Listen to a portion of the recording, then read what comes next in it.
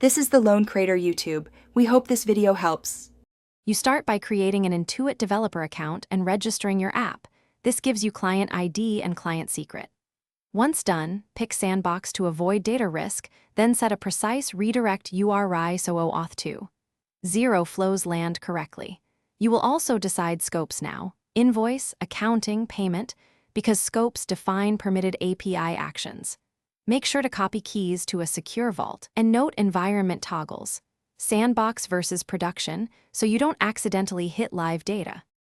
You redirect the user to Intuit's consent screen with requested scopes, then receive an authorization code at your redirect URI. Next, exchange that code for access token and refresh token via a post to the token endpoint. Include client ID and secret, or use PKCE if public app. Once you have tokens, persist them encrypted and track expiry. When access token expires, call the token endpoint with refresh token to get a new access token.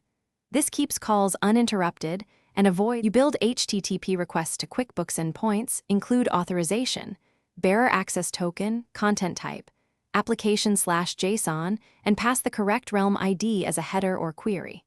Parse responses and map entity ID to your records.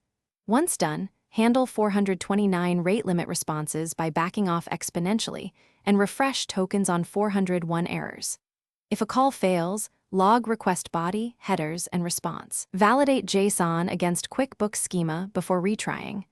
A key tip: check clock skew and token expiry first when authentication fails. Thanks for watching. Consider subscribing if we helped you.